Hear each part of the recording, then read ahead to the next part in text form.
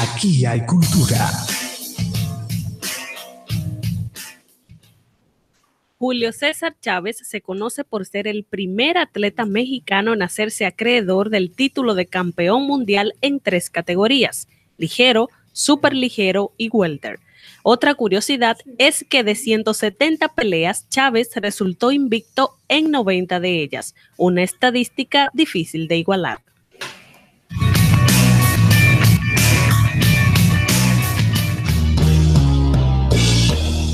Más que deportes, somos cultura. Bueno, continuamos con el desarrollo de cultura deportiva y como decíamos al principio del programa, en esta ocasión recibimos la visita de la doctora Ray, tú sabes que tú estás escribiendo. Ok, gracias. Recibimos la visita de la doctora internista y brinda sus servicios en el Hospital Metropolitano de Santiago. Nos honra con su visita y muchos temas que tratar con la doctora, de verdad. Doctora, la diabetes es algo que yo le tengo miedo a todas esas enfermedades. Sí, pero es una condición y no hay que temer, por eso hay que estar documentado y para eso precisamente traemos a la doctora Espinal que nos ayude. Y como son temas también que tienen que ver con el deporte, pues pedimos orientación a una profesional de la salud. Doctora, muy buenos días, gracias por acompañarnos, bienvenida a la doctora Espinal. Buenos días, muchas gracias por invitarme.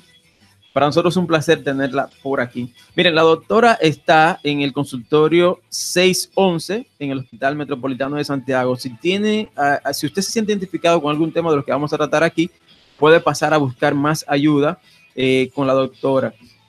Entonces, recuerden que pueden también contactar por teléfono si necesita hacer su cita previa al HOMS, a la extensión 8611. El teléfono del HOMS es 829-947-2222 y ahí entonces marcan 8611. Doctora, la diabetes. Quiero empezar por este tema. Es algo que a veces veo que muchas personas como que se restringen de tantas cosas y escuché recientemente un diabetólogo decir que la diabetes más que una enfermedad es una condición de vida, que si seguimos ciertos parámetros podemos desarrollar una vida prácticamente normal. Totalmente normal. Incluso las recomendaciones que yo le hago a los pacientes diabéticos, yo siempre les digo, son las mismas recomendaciones que yo le hago a una persona que no sea diabética, o sea, llevar un estilo de vida saludable.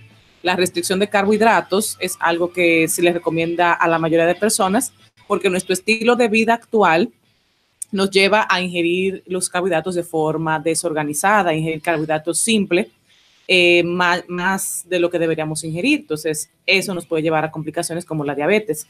Y si ya somos diabéticos, nos puede llevar a descontrol del azúcar, que nos va a llevar a las complicaciones que sí son enfermedades, como infartos. Ok. ¿Cuáles serían algunos de los síntomas, vamos a decir, o qué uno presenta para uno darse cuenta que posiblemente podría estar iniciando un cuadro de diabetes? Bueno, lo difícil de la diabetes es que para la persona darse cuenta que tiene la enfermedad, usualmente ya está muy establecida, o sea, con los niveles de azúcar en sangre muy altos, que son que le da mucha sed, bebe mucha agua, por lo tanto orina mucho.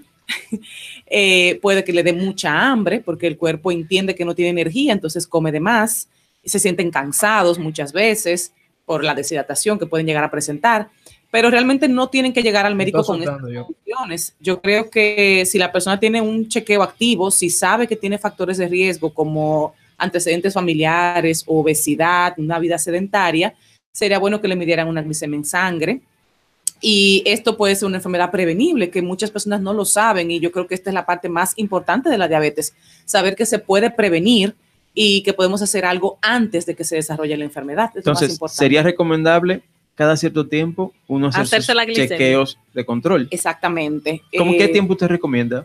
Mínimo un nivel glucémico por lo menos una vez al año si no tienen factores de riesgo, y si ya tienen lo que nosotros llamamos como prediabetes, o sea, niveles de glicemia en sangre mayor a lo normal, pero no en diabetes, por lo menos cada 6 meses. Perfecto, perfecto.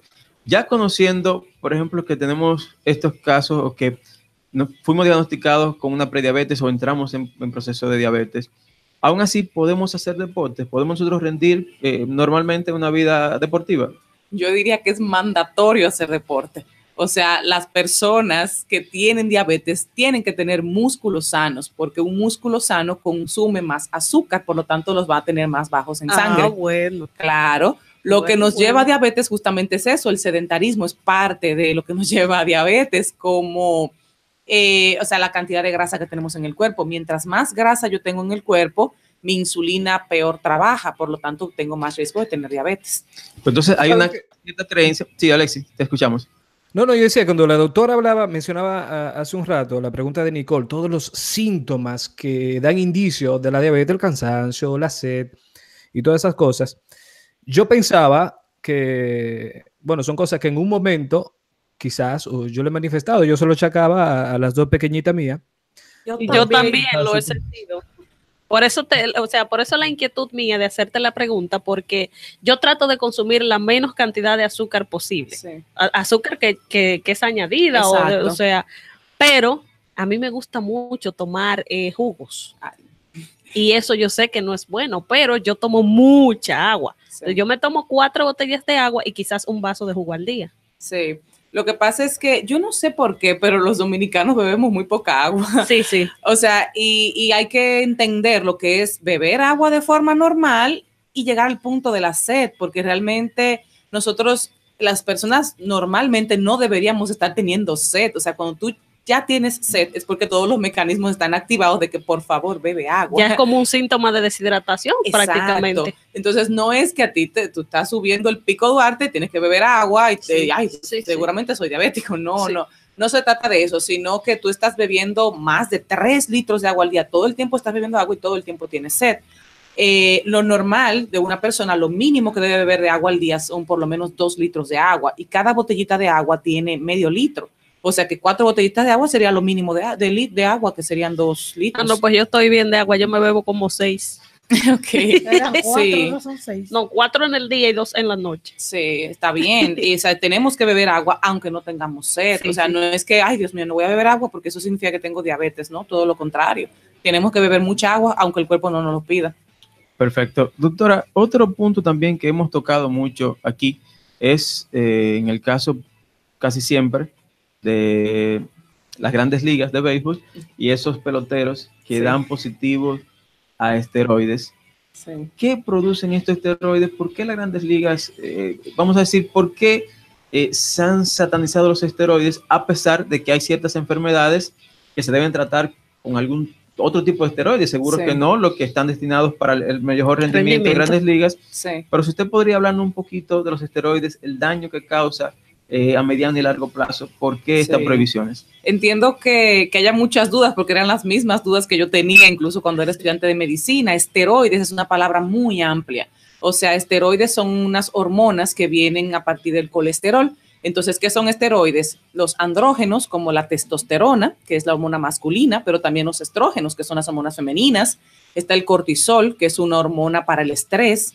Entonces, desde el punto de vista médico, estas hormonas se pueden utilizar con diferentes fines. O sea, yo le doy estrógenos a una mujer como vía anticonceptiva y son hormonas esteroideas y no son los esteroides anabólicos, que son a los que ustedes se refieren. Perfecto. Los esteroides anabólicos son los que se utilizan a nivel deportivo y son de tipo andrógenos, o sea, de tipo similares a la testosterona y tienen efectos parecidos a la testosterona, por lo tanto, crear masa muscular en el hombre, crear más fuerza, más rendimiento deportivo y eso, digamos, lo vieron bien en su momento y dijeron, bueno, qué chévere. Vamos a usarlo. Exacto, pero se ha visto a nivel deportivo, lo que tengo entendido es que eso es como una trampa porque, o sea, entonces eso no sería selección natural de un deportista nato, sino que es un deportista hecho, ¿no? A través de medicamentos. Entonces creo que esa es como una trampa y por eso se regula mucho.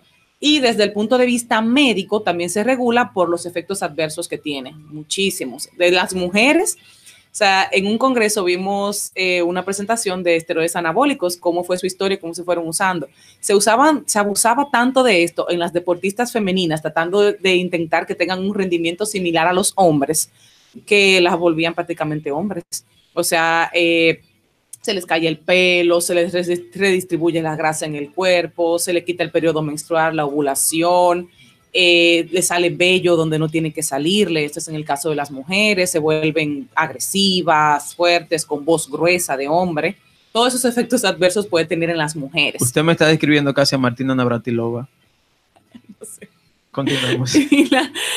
También puede tener los efectos en la piel, como el acné, y esto es para ambos sexos, o sea, en el hombre también puede tener acné, básicamente caída del pelo, pero el dato, lo peor que le puede pasar a un hombre es que, imagínate, tú le estás dando las hormonas masculinas, por lo tanto, donde se producen esas hormonas se inhibe, se atrofia.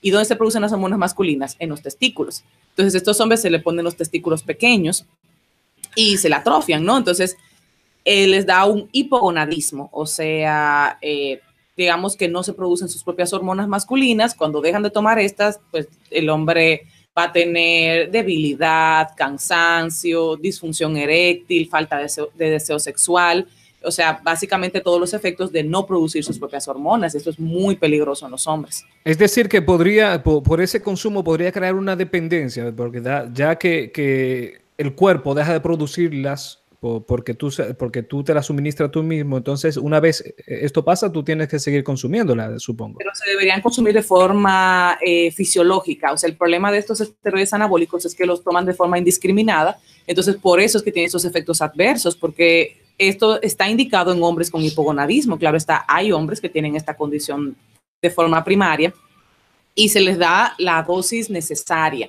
Entonces, en estos hombres, ya que se produjo este problema, entonces se sustituiría, pero de una dosis más baja, mucho más baja de lo que se da en esteroides anabólicos. En el caso de grandes ligas, del béisbol en general, no necesariamente grandes ligas, pero del béisbol, la organización de grandes ligas ha tomado muy en serio esto, y sobre todo en la República Dominicana, porque ya es de voz populi, que los entrenadores le dan este tipo de sustancia a niños que ven con cierto potencial desde que tienen edades de 13, 14 años, incluso los mismos padres, ¿verdad? Porque sabemos que el béisbol es el salvador de muchas familias. Muchas familias ven el béisbol como lo que lo va a sacar de la pobreza, ¿verdad? Entonces muchos padres también conllevan a sus hijos, le suministran a sus hijos este tipo de sustancia.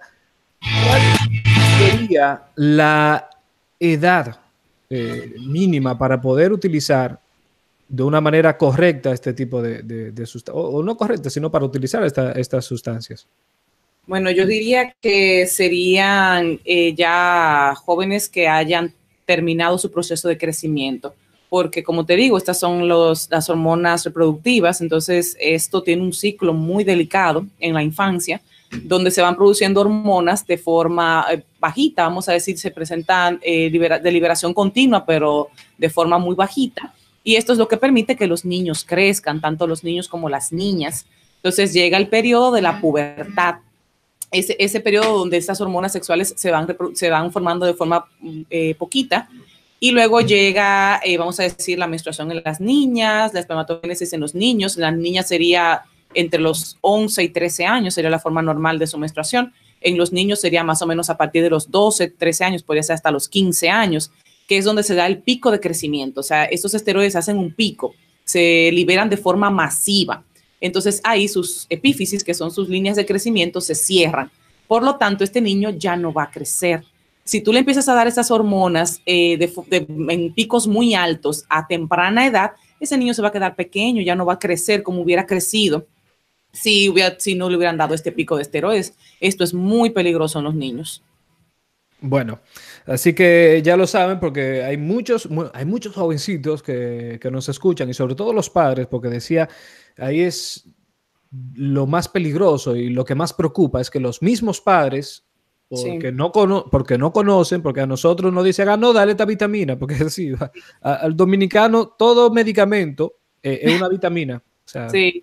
Entonces estos niños van a desarrollarse muy rápido, o sea, estos niños van a crecer más rápido que sus compañeros, van a estar más fuertes, o sea, a los 12 van a aparecer de 17, digamos, en fuerza, pero se van a quedar en estatura muy chiquita. Entonces todos sus compañeros se le van a pasar, van a crecer en altura de forma normal, y ellos se van a quedar del tamaño de que tenían cuando tenían 15, vamos a decir. No le están permitiendo tener un desarrollo de forma normal. Además, el desarrollo psicológico también como que van a desarrollar antes de tiempo. se van a empezar a enamorar antes de tiempo, van a ser más fuertes, más agresivos de lo que serán a su edad. O sea, todo tiene trastornos físicos, pero también psicológicos y psiquiátricos. O sea, no sabía que podía llegar a afectar también la psiquis. Todo. Doctora, algo que nos pasa, o por lo menos conocemos, o casi siempre tenemos algún conocido, que hace ejercicio, pero no rebaja. Tengo el caso de un buen deportista, un gran deportista a nivel mundial como Ronaldo Nazario. Se le acusó de gordo, de que no entrenaba, de que estaba descuidado, y luego salió con un problema en la tiroides. Oh. Entonces, háblanos un poquito de qué pasa con eso, qué trata que a veces la tiroides nos hace rebajar o a veces nos hace aumentar. Sí, bueno, es lo clásico que se conoce como hipotiroidismo. Es una tiroides que no funciona poco o nada. Entonces, lo que sucede en esto a nivel general sería que tu metabolismo se va a enlentecer. O sea, te vas a volver un poquito lento en el metabolismo de, vamos a decir, las cosas que ingerimos, y también en la vida diaria. O sea, son personas que van a hacer las cosas de forma más lenta, se van a cansar, van a tener fatiga. Entonces, esto los puede conllevar a estar un poquito cansados y no rendir de forma adecuada como lo harían de forma normal. Tal vez no hacen tanto ejercicio, y este sedentarismo lo pueden llevar a aumentar masa corporal. Otra cosa que nos produce el hipotiroidismo es retención de líquido, y la retención de líquido puede hacer que aumentemos de peso, pero yo siempre le digo a los pacientes que la causa de sus males no es la tiroides, porque yo tengo que tener muchos años de un hipotiroidismo muy descontrolado para yo tener esa retención de agua y esa adinamia que me lleva a acumular grasa. O sea, una persona que tú ves que pesa 300 libras, esas 100 y tantas libras que tiene de más, no es por hipotiroidismo. Es la dieta. Exactamente, son muchas cosas que te conllevan a tener ese exceso de peso. Si bien, o sea, vamos a decir en el ejemplo de un deportista de alto rendimiento que está acostumbrado a comer mucho porque su deporte se lo permite, y llega a hipotiroidismo, su metabolismo baja, tal vez su rendimiento baja, y ya no hace el ejercicio de forma adecuada como lo hacía antes, pero sigue comiendo igual que antes, pues empieza a acumular grasa, porque son muchas cosas que tenemos que ver en el estilo de vida que llevamos. No todo es culpa de las hormonas. Así es. Agradecer a la doctora Inoelda Espinal su presencia aquí. Muchos temas para tratar. Creo que debemos dividir esta entrevista para otros programas y que pueda visitarnos nuevamente. Yo creo que hay que fijar la doctora aquí, sí. Definitivamente. Entonces tenemos muchos puntos que hablar. Si usted entiende que se nos quedó alguno muy importante, puede comunicarse con nosotros. Recuerde que estamos en todas las redes, C_Deportiva, nos puede encontrar en Instagram, en Twitter. Nosotros vamos a ir acumulando o guardando esas preguntas y vamos a traer la doctora otra vez aquí, que sé que nos va a aceptar otra invitación próximamente. Entonces, agradecer a la doctora. Recuerden, la doctora Inoelda Espinal, endocrinóloga internista, está en el consultorio 611 en el Hospital Metropolitano de Santiago. Pueden llamar al HOMS, ahí marcan el 8611 y pueden hacer su cita para tratar estos temas y otros de interés. Recuerden que es internista y puede tratar también cualquier otro tipo de dolencia que tenga. Muchísimas gracias, doctora Espinal, por estar con nosotros, y gracias, le dejamos la invitación abierta para otro programa. Nosotros continuamos con Cultura Deportiva.